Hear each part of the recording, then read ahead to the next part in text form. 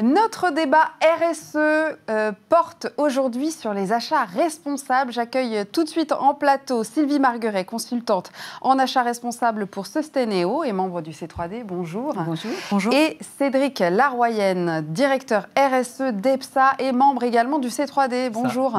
Bonjour. Alors peut-être qu'on pourrait commencer par définir ce que sont les achats responsables avec vous. Sylvie. Oui, alors, les achats responsables, on va essayer de le simplifier. D'abord, les achats, il faut savoir que c'est une très, très, très grosse partie des entreprises, puisque ça peut représenter jusqu'à 50-60% du chiffre d'affaires d'une entreprise. Donc, c'est une partie extrêmement importante. Donc, ce qu'on appelle les achats responsables, c'est mettre du développement durable dans les achats. Pour faire simple, je vais le diviser en 3 grands axes. Le premier axe, ce sont les fournisseurs responsables. Donc, les entreprises essayent d'acheter auprès de fournisseurs responsables. Un fournisseur responsable, c'est un fournisseur qui respecterait l'ensemble des conventions internationales sur le travail, sur les droits de l'homme, sur l'environnement aussi. Quand on parle de ça, on peut parler de travail forcé, travail des enfants, santé, sécurité de l'ensemble des travailleurs, mais aussi du salaire décent, des conditions de travail qui sont importantes. Global, hein. Oui, la responsabilité, donc c'est vraiment global. Ça prend plein de choses. L'objectif, c'est que vos fournisseurs respectent au minimum les conventions internationales. C'est bien évidemment un minimum. Évidemment, si ça peut aller mieux, c'est très bien. Mais c'est vraiment un minimum et ce n'est pas toujours le cas. Et donc, il y a tout un travail à faire pour vérifier ça. Et puis, au-delà de la partie sociale et droits humains, il faut aussi la partie environnementale et vérifier que votre fournisseur, par exemple, ne va pas aller polluer la rivière avec les produits chimiques qu'il utilise pour vos jeans ou d'autres produits. Donc ça, c'est vraiment la partie fournisseur, qui est extrêmement importante aujourd'hui et qui utilise beaucoup des énergies des acheteurs.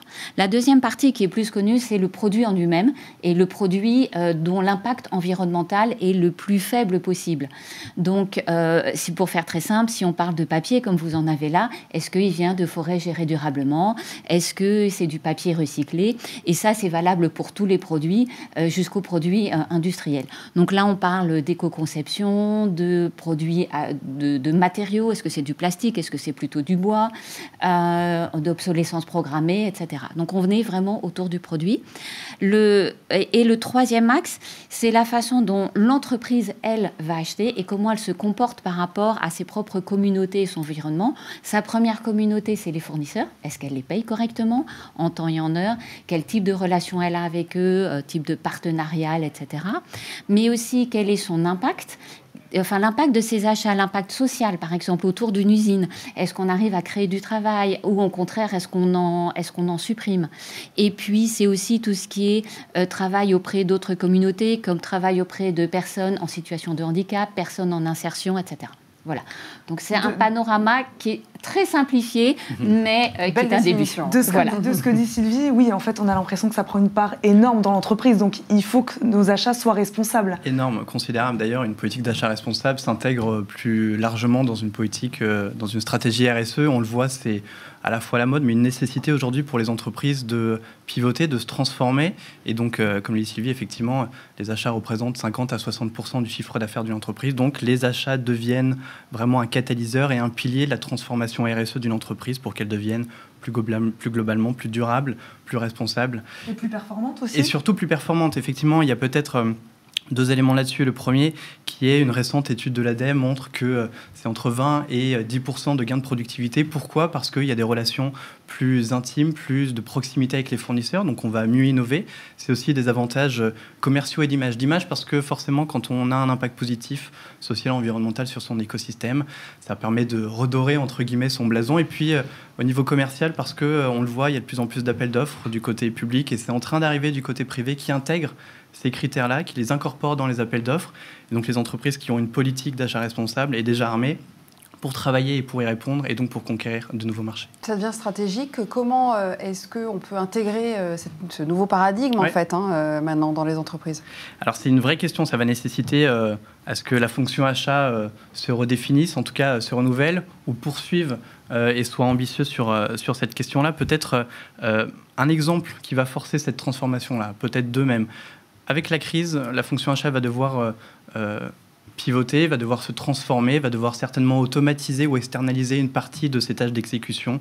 Les technologies sont là, l'intelligence artificielle, la marketplace, ce qui va laisser plus de temps pour que l'acheteur puisse travailler sur des stratégies d'achat à long terme et intégrer de l'impact. Et puis un deuxième exemple qui est, je crois que les citoyens aujourd'hui, sur la question de l'emballage, plébiscitent de moins en moins de plastique. Donc ça va nécessiter à ce que la fonction achat et l'acheteur, en premier lieu, redéfinissent ce périmètre-là et se disent comment est-ce que je peux retravailler la matière, mon approvisionnement, mon sourcing.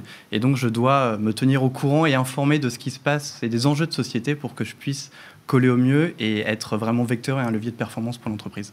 Il s'est passé quelque chose là avec la crise du Covid. Est-ce que vous avez vu un changement dans l'organisation des entreprises par rapport à leurs achats, pas une remise en question, mais en tout cas une accélération peut-être de ce qui était déjà en train de se faire depuis quelques mois déjà? Effectivement, pour beaucoup d'entreprises, pas toutes, mais beaucoup d'entreprises, effectivement, il y a un changement.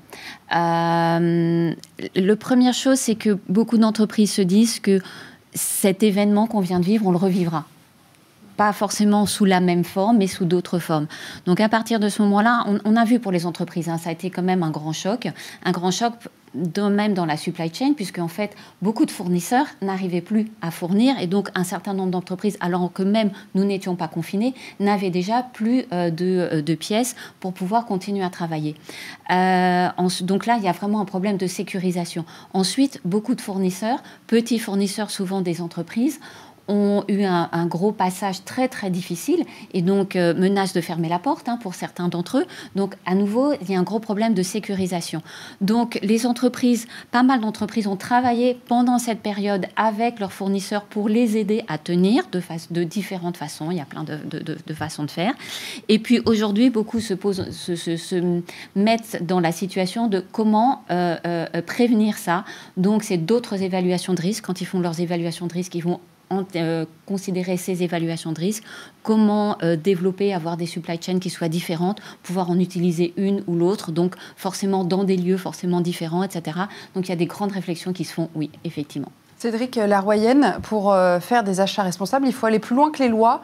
Oui, il faut aller plus loin que les lois, ça va passer par quelques clés de succès, entre guillemets. Alors, on l'a vu sur une récente étude de l'Observatoire des achats responsables. 93% des dirigeants disent qu'effectivement, une politique d'achat responsable permet de mieux maîtriser le risque environnemental. 59% disent que cette maîtrise-là devient stratégique, voire très important pour leur entreprise.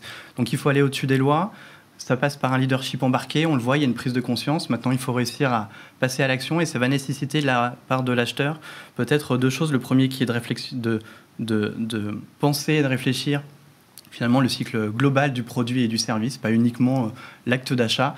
Et puis, on en a parlé sur une émission précédente qui est de passer d'un achat linéaire à un achat circulaire. Donc finalement, le produit que l'on va acheter, ça peut être un produit de deuxième main. Ce n'est pas pour autant qu'il aura une autre fonctionnalité ou qu'il sera moins performante, mais de le repenser dans l'intérêt, encore une fois, de l'entreprise, parce que ça va contribuer à des enjeux de société. Donc il faut aller plus loin. L'acheteur est un catalyseur essentiel pour cette transformation-là. En revanche, il faut que ça se fasse en interne avec les fonctions support, avec l'appui du business, et en externe, il faut que collectivement, l'ensemble des parties prenantes puissent aller sur une politique d'achat responsable qui doit devenir la norme. C'est le conseil aussi que vous donneriez aux entreprises aujourd'hui? Oui, bien évidemment, mais il y a déjà aussi le respect des lois qui est très important, parce que même avant... il y a deux choses. On va au-delà des lois, évidemment, dans la stratégie qu'on doit avoir, mais il y a aussi tout le respect des lois. On a une loi en France qui s'appelle la loi sur le devoir de vigilance qui a été votée en 2017, qui touche très, très fortement les achats responsables et qui est déjà tout un programme à mettre en place. Déjà, si on arrive à mettre tout ça en place, et ensuite qui va se répercuter sur les fournisseurs des entreprises, donc sur l'ensemble, y compris sur les PME, de plus en plus.